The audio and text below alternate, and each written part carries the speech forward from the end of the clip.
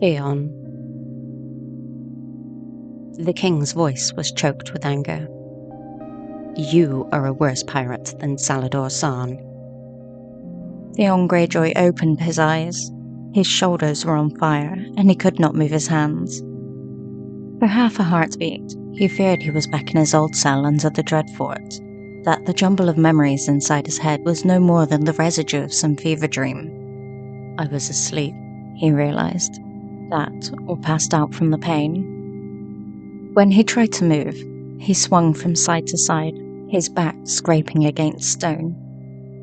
He was hanging from a wall inside a tower, his wrists chained to a pair of rusted iron rings. The air reeked of burning peat. The floor was hard-packed dirt. Wooden steps spiraled up inside the walls to the roof. He saw no windows. The tower was dank, dark, and comfortless. Its only furnishings a high-backed chair and a scarred table resting on 3 trestles. No privy was in evidence, though Theon saw a chamber pot in one shadowed alcove. The only light came from the candles on the table. His feet dangled 6 feet off the floor. My brother's debt, the king was muttering. Joffrey's too. Though that baseborn abomination was no kin to me. Theon twisted in his chains. He knew that voice. Stannis. Theon Greyjoy chortled. A stab of pain went up his arms, from his shoulders to his wrists. All he had done, all he had suffered. Mutcaelin and Barrington and Winterfell, Abel and his washerwomen, Frofood and his umbers, the trek through the snows, all of it had only served to exchange one tormentor for another. Your Grace, a second voice said softly. Pardon, but your ink is frozen.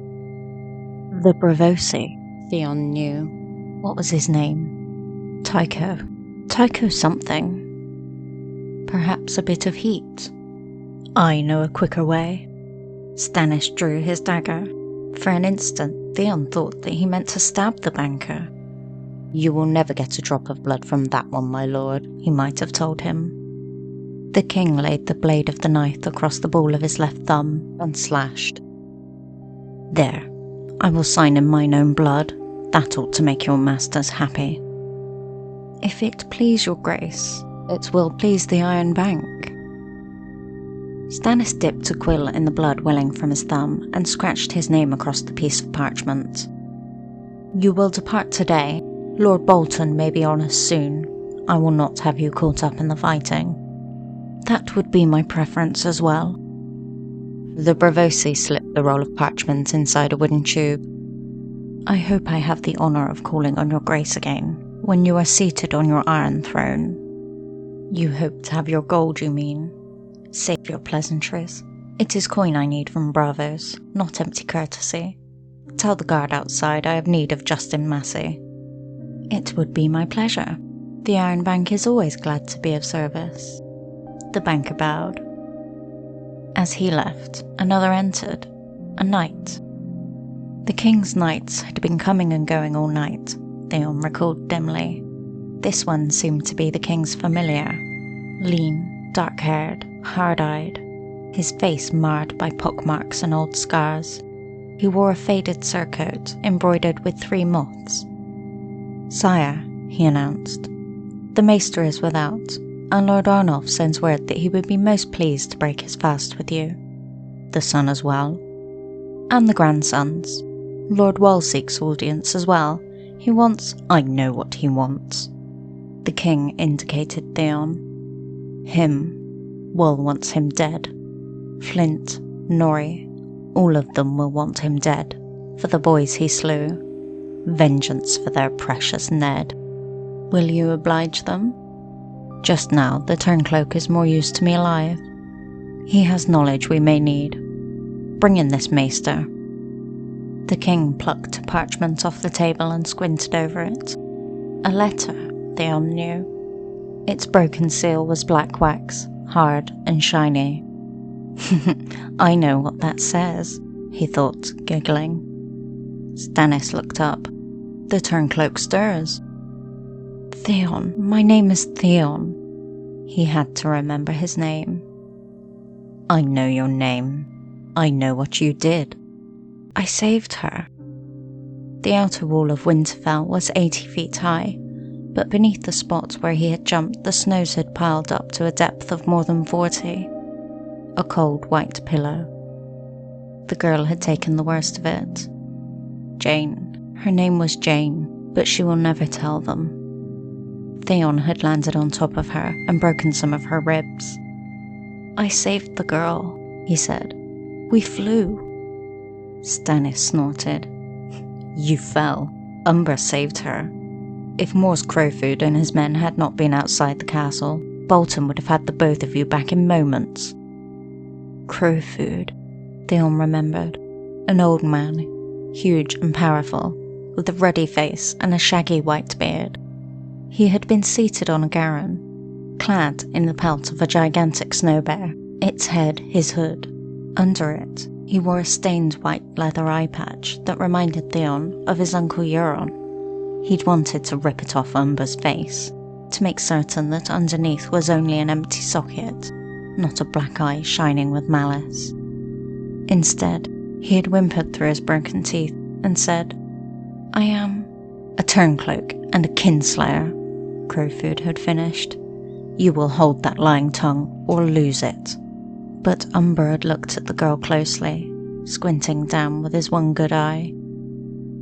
You are the younger daughter. And Jane had nodded. Arya.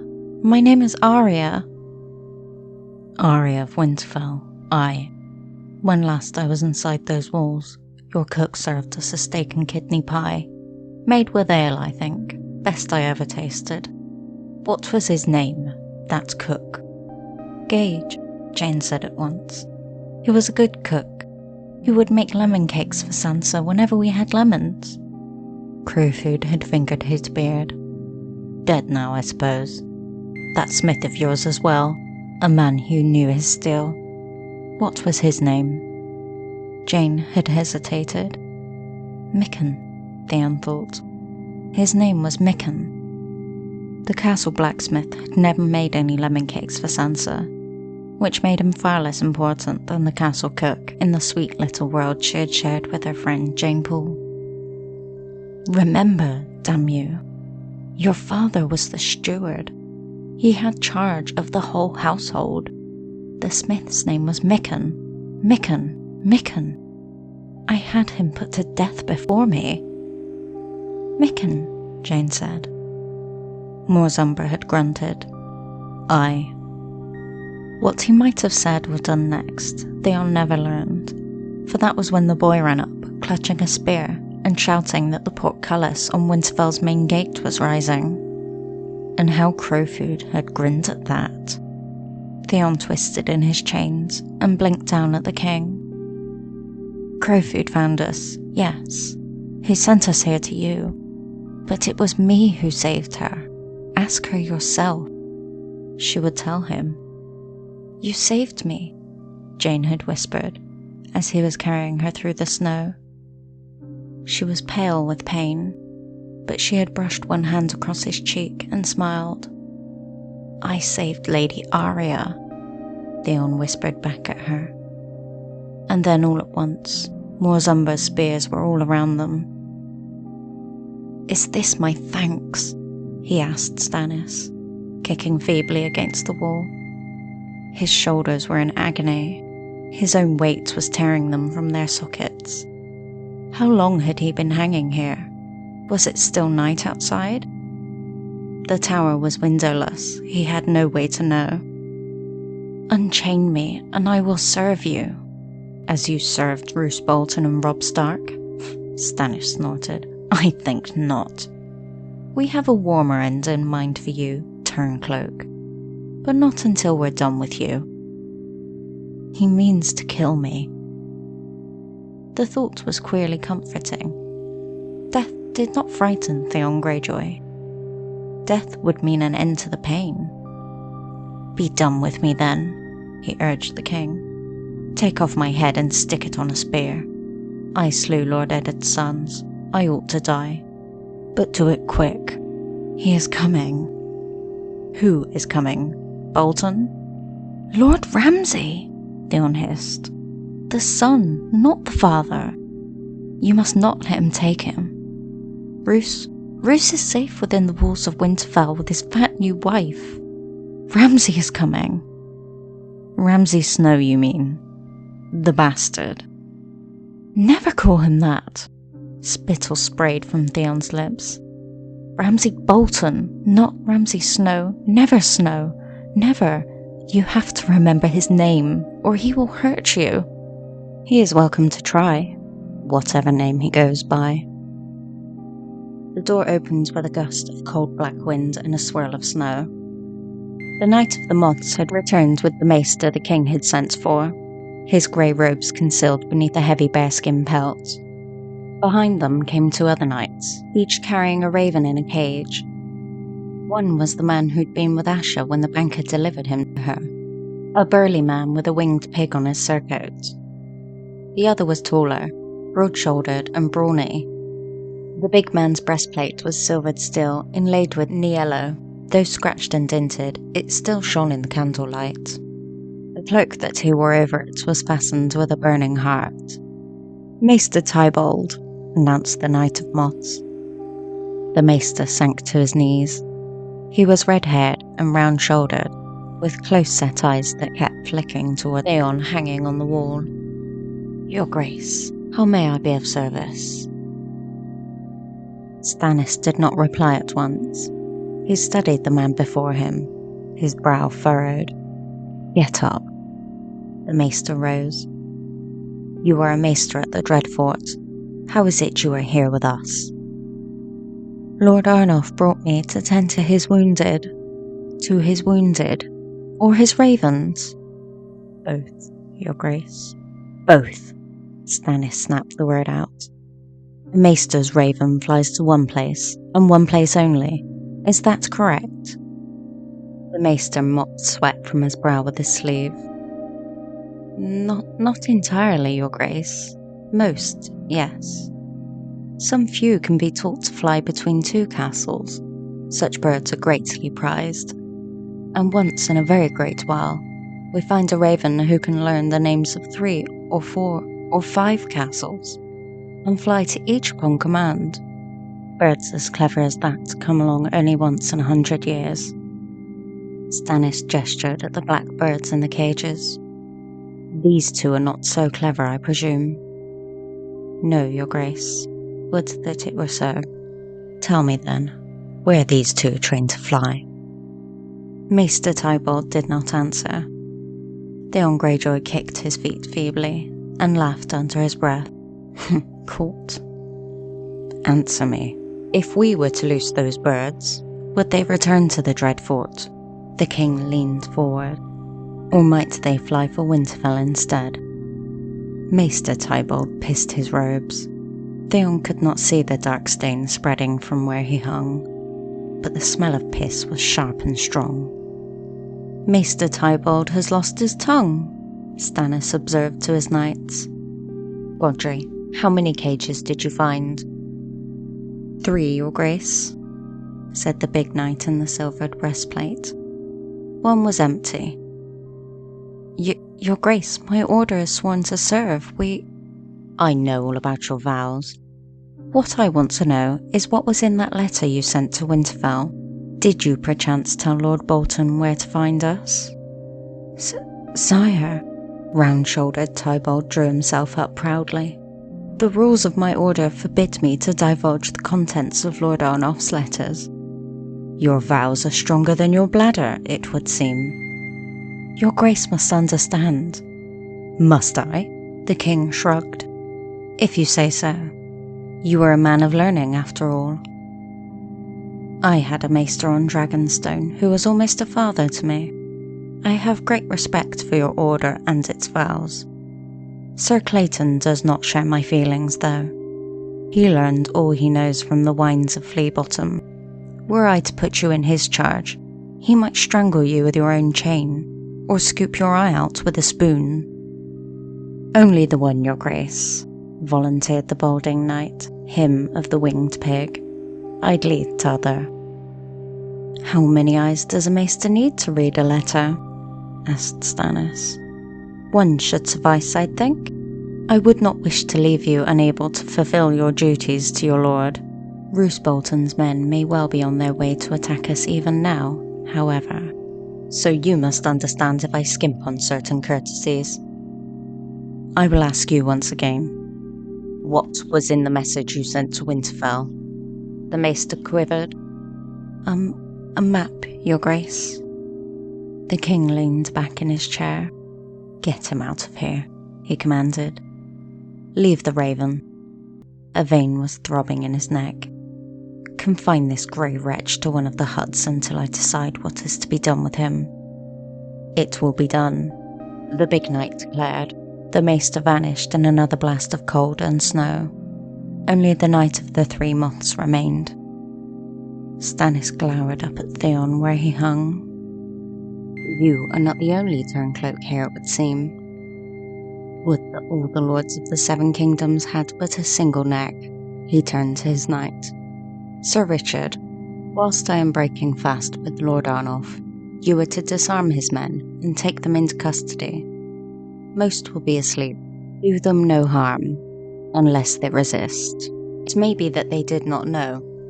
If they had no knowledge of this treachery, they shall have the chance to prove their loyalty. He snapped a hand in dismissal. Send in Justin Massey. Another knight, Theon knew when Massey entered. This one was fair, with a neatly trimmed blonde beard and thick straight hair so pale it seemed more white than gold. His tunic bore the triple spiral, an ancient sigil for an ancient house. I was told your grace had need of me, he said from one knee. Stannis nodded. You will escort the Bravosi banker back to the wall. Choose 6 good men and take 12 horses. To ride or eat? The king was not amused. I want you gone before midday, sir. Lord Bolton could be on us any moment, and it is imperative that the banker return to Braavos. You shall accompany him across the narrow sea.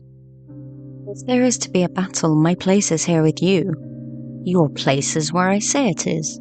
I have 500 swords as good as you, or better. But you have a pleasing manner and a glib tongue, and those will be of more use to me at Braavos than here. The Iron Bank has opened its coffers to me.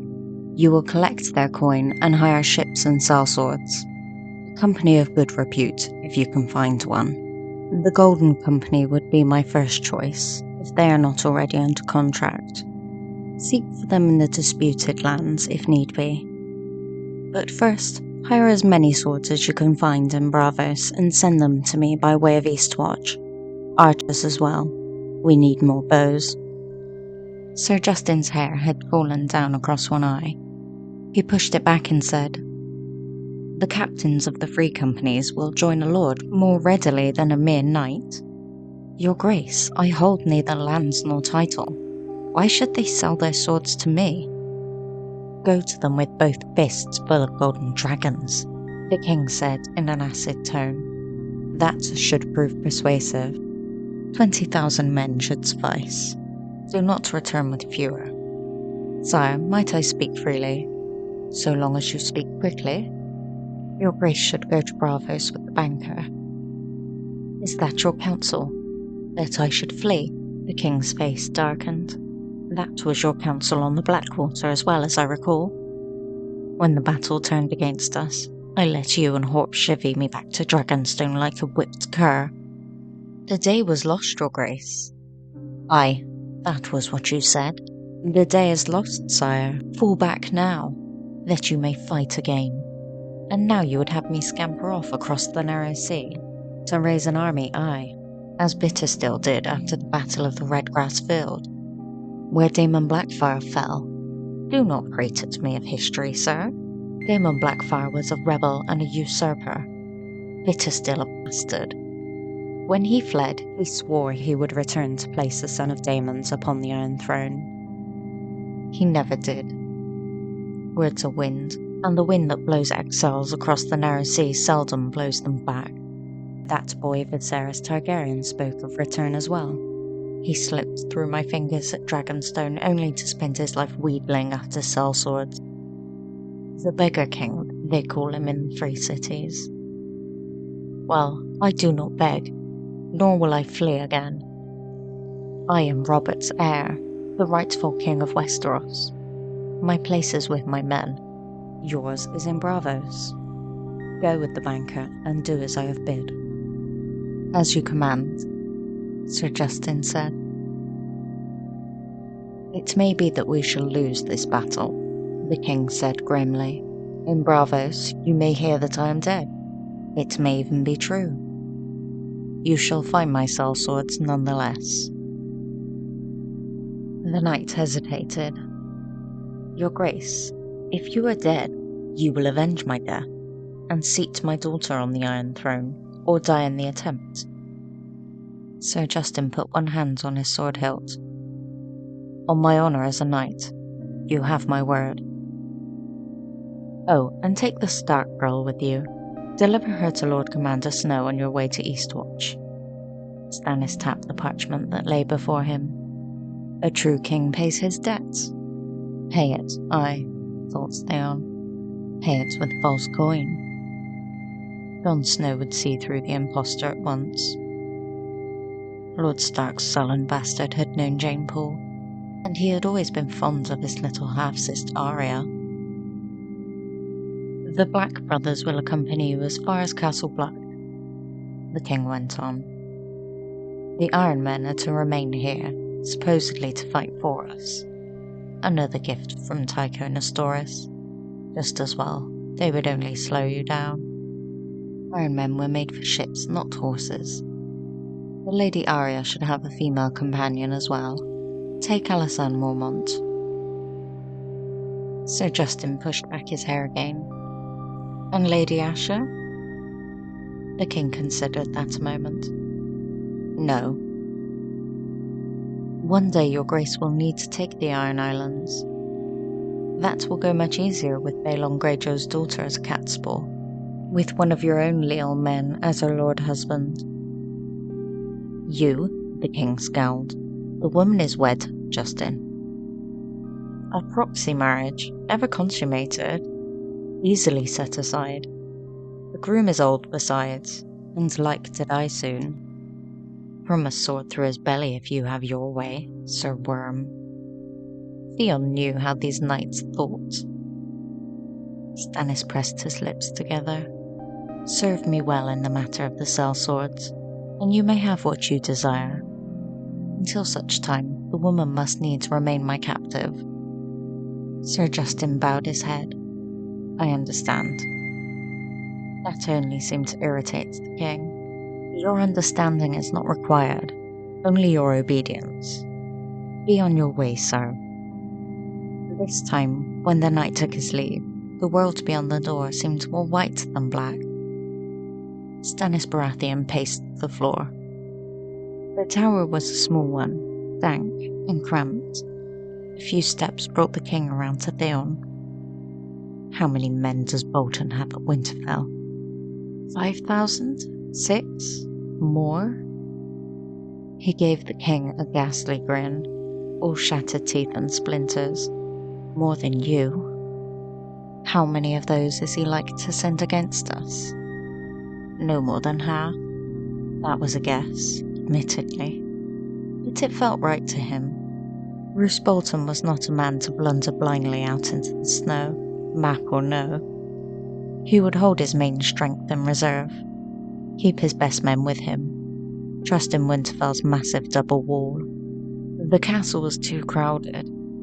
Men were at each other's throats, the Manderleys and Freys especially.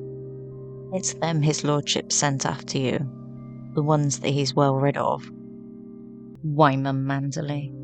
The king's mouth twisted in contempt. Lord too fat to sit a horse, too fat to come to me, yet he comes to Winterfell.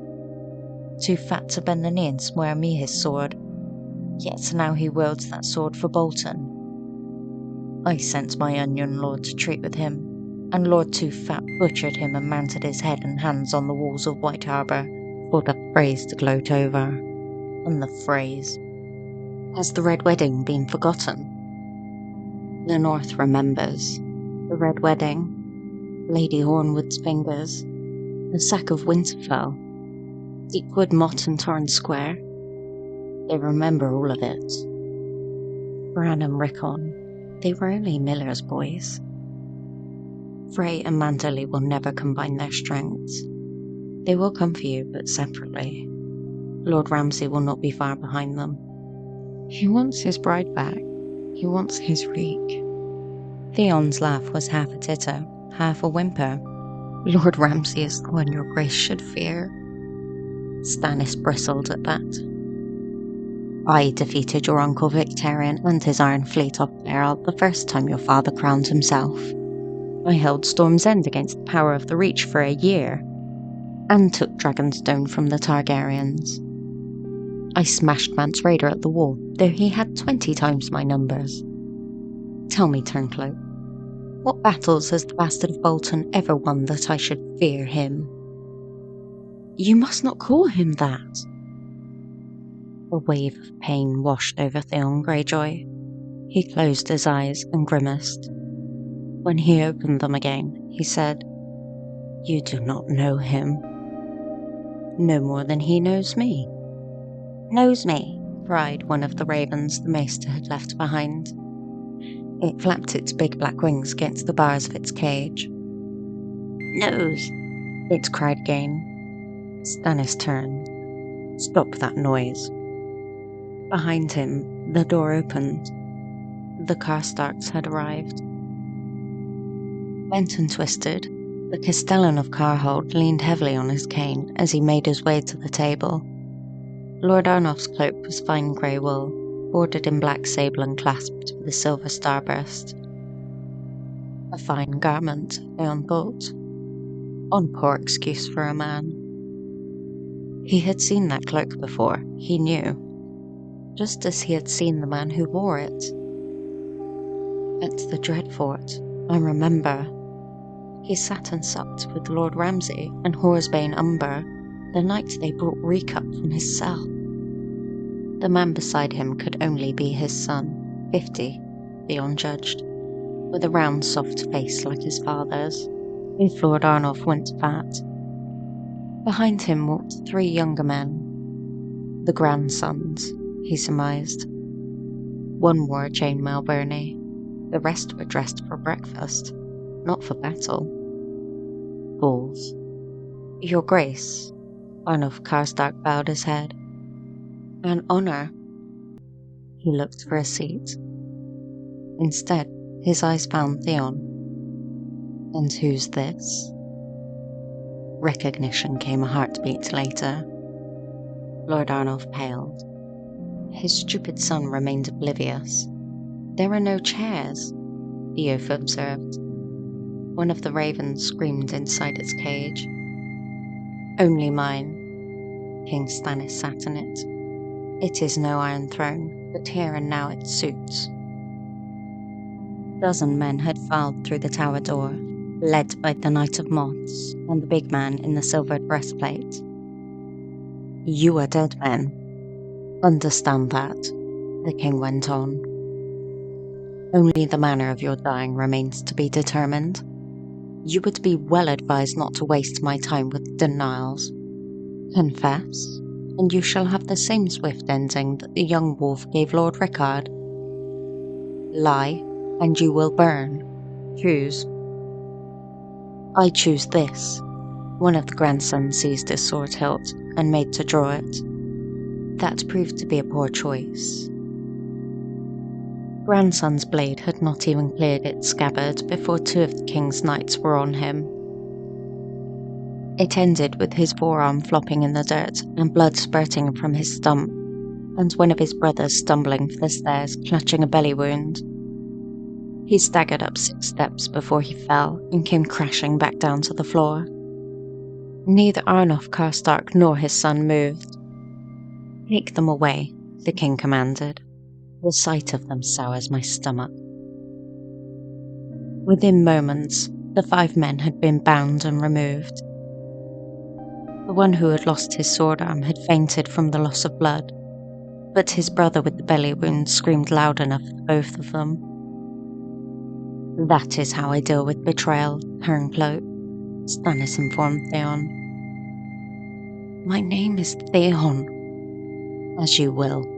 Tell me, Theon, how many men did Mors Umber have with him at Winterfell?" "None. No men." He grinned at his own wit. "He had boys. I saw them." Aside from a handful of half-crippled sergeants, the warriors that Crowfoot had brought down from Last Hearth were hardly old enough to shave. Their spears and axes were older than the hands that clutched them. 'Twas Horsebane Umber who had the men inside the castle. I saw them too. Old men. Every one, Theon tittered. Mors took the green boys and Hother took the greybeards. All the real men went with the Great John and died at the Red Wedding. Is that what you wanted to know, Your Grace? King Stannis ignored the jibe. "Boys," was all he said, disgusted. "Boys will not hold Lord Bolton long." "Not long," Theon agreed. "Not long at all." "Not long," cried the raven from its cage. The king gave the bird an irritated look. "That Braavosi banker claimed Sir Aenys Frey is dead. Did some boy do that?" 20 green boys with spades, Theon told him. The snow fell heavily for days, so heavily that you could not see the castle walls 10 yards away. No more than the men up on the battlements could see what was happening beyond the walls. So Crowfoot and his boys set to digging pits outside the castle gates, then blew his horn to lure Lord Bolton outside. Instead, he got the Freys. The snow had covered up the pits, so they rode right into them. Aenys broke his neck, I heard. But Sir Hosteen only lost a horse. More's the pity. He will be angry now. Strangely, Stannis smiled. Angry foes do not concern me. Anger makes men stupid, and Hosteen Frey was stupid to begin with, if half of what I have heard of him is true. Let him come. He will. Bolton has blundered, the king declared. All he had to do was sit inside his castle whilst we starved. Instead, he has sent some portion of his strength forth to give us battle. His knights will be horsed. Ours must fight afoot. His men will be well nourished. Ours go into battle with empty bellies. It makes no matter. Sir Stupid, Lord Too Fat, the bastard. Let them come. We hold the ground, and that I mean to turn to our advantage. The ground, said Theon. What ground? Here? This misbegotten tower? This wretched little village? You have no high ground here. No walls to hide behind. No natural defences. Yet. Yet! Both ravens screamed in unison. Then one quacked and the other muttered, "Tree! Tree! Tree!" The door opened. Beyond, the world was white. The Knight of the Three Moths entered, his legs caked with snow. He stomped his feet to knock it off and said, "Your Grace, the Karstarks are taken." A few of them resisted and died for it. Most were too confused and yielded quietly. We have herded them into the Long Hall and confined them there. Well done. They say they did not know, the ones we've questioned. They would. We might question them more sharply. No, I believe them. Karstark could never have hoped to keep his treachery a secret if he shared his plans with every base-born manjack in his service. Some drunken spearman would have let it slip one night whilst laying with a whore. They did not need to know. They are Carhold men. When the moment came, they would have obeyed their lords, as they had done all their lives. As you say, sire. What of your own losses? One of Lord Peasebury's men was killed, and 2 of mine were wounded. If it please your grace, though, the men are growing anxious. There are hundreds of them gathered around the tower, wondering what's happened. Talk of treason is on every lip. No one knows who to trust, or who might be arrested next, the Northmen especially. I need to talk with them. Is Wull still waiting? Him and Artos Flint. Will you see them? Shortly, the Kraken first. As you command, the knight took his leave. My sister, Theon thought. My sweet sister. Though he had lost all feeling in his arms, he felt the twisting in his gut. The same as when that bloodless Bravosi banker presented him to Asha as a gift. The memory still rankled. The burly, balding knight who'd been with her had wasted no time shouting for help, so they'd had no more than a few moments before Theon was dragged away to face the king. That was long enough. He had hated the look on Asha's face when she realized who he was. The shock in her eyes, the pity in her voice, the way her mouth twisted in disgust. Instead of running forward to embrace him, she had taken half a step backwards. Did the bastard do this to you? She had asked. Don't you call him that? Then the words came spilling out of Theon in a rush. He had tried to tell her all of it. About Reek and the Dreadfort and Kyra and the Keys. How Lord Ramsay never took anything but skin unless you begged for it. He told her how he'd saved the girl, leaping from the castle wall into the snow. We flew. Let Abel make a song of that. We flew. Then he had to say who Abel was, and talk about the washerwomen who weren't truly washerwomen. By then, Theon knew how strange and incoherent all this sounded, yet somehow the words would not stop. He was cold and sick and tired, and weak, so very weak. She has to understand, she is my sister. He never wanted to do any harm to Bran or Rickon. Reek made him kill those boys. Not him, Reek, but the other one. I am no kinslayer, he insisted. He told her how he bedded down with Ramsay's bitches, warned her that Winterfell was full of ghosts. The swords were gone. 4, I think, or 5, I don't recall. The Stone Kings are angry. He was shaking by then, trembling like an autumn leaf. The heart tree knew my name. The old gods. Theon, I heard them whisper. There was no wind, but the leaves were moving. Theon, they said. My name is Theon. It was good to say the name. The more he said it, the less like he was to forget. You have to know your name, he'd told his sister. You told me you were Esgred, but that was a lie. Your name is Asha.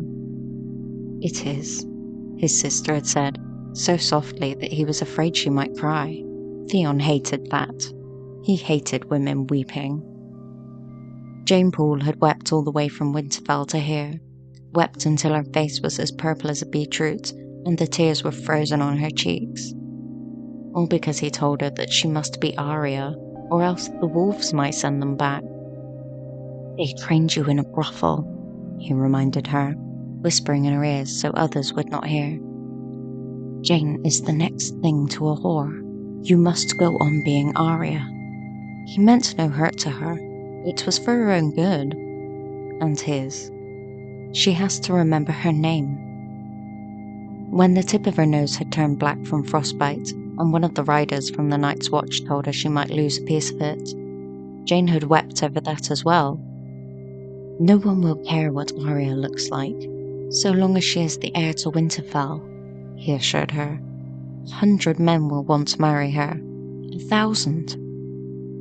The memory left Theon writhing in his chains. Let me down, he pleaded. Just for a little while, then you can hang me up again. Stannis looked up at him, but did not answer. Tree, a raven cried. Tree, tree, tree. Then the other bird said, Theon, clear as day, as Asha came striding through the door. Carl the maid was with her, and Christopher Botley. Theon had known Botley since they were boys together back on Pike. Why has she brought her pets? Does she mean to cut me free? They would end the same way as the Karstarks if she tried. The king was displeased by their presence as well. Your guards may wait without. If I meant harm to you, 2 men would not dissuade me. The Ironborn bowed and retreated. Asha took a knee. Your Grace, must my brother be chained like that? It seems a poor reward for bringing you the Stark girl. The king's mouth twitched. You have a bold tongue, my lady, not unlike your turncloak brother. Thank you, your Grace. It was not a compliment. Stannis gave Theon a long look. The village lacks a dungeon, and I have more prisoners than I anticipated when we halted here. He waved Asha to her feet. You may rise. She stood. The Bravosi ransomed 7 of my men from Lady Glover. I would gladly pay a ransom for my brother. There is not enough gold on all your Iron Islands. Your brother's hands are soaked with blood. Farring is urging me to give him to R'hllor. Clayton Suggs as well, I do not doubt. Him, Corlys Penny, all the rest, even Sir Richard here, who only loves the Lord of Light when it suits his purposes. The Red God's choir only knows a single song. So long as the song is pleasing in God's ears, let them sing. Lord Bolton's men will be here sooner than we would wish. Only Morzumber stands between us. And your brother tells me his levies are made up entirely of green boys. Men like to know their god is with them when they go to battle.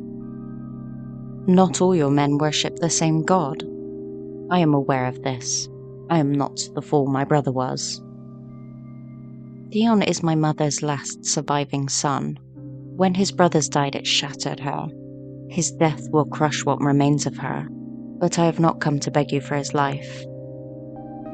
Wise, I am sorry for your mother, but I do not spare the lives of turncloaks. This one especially. He slew 2 sons of Eddard Stark. Every Northman in my service would abandon me if I showed him any clemency. Your brother must die. Then do the deed yourself, your Grace. The chill in Asha's voice made Theon shiver in his chains. Take him out across the lake to the islet where the weirwood grows, and strike off his head with that sorcerer's sword you bear. That is how Eddard Stark would have done it. Theon slew Lord Eddard's sons. Give him to Lord Eddard's gods. The old gods of the north. Give him to the tree. And suddenly there came a wild thumping, as the maester's ravens hopped and flapped inside their cages, their black feathers flying as they beat against the bars with loud and raucous calls. The tree! One squawked. The tree! The tree! Whilst the second one screamed only, Theon! Theon! Theon! Theon Greyjoy smiled. They know my name, he thought.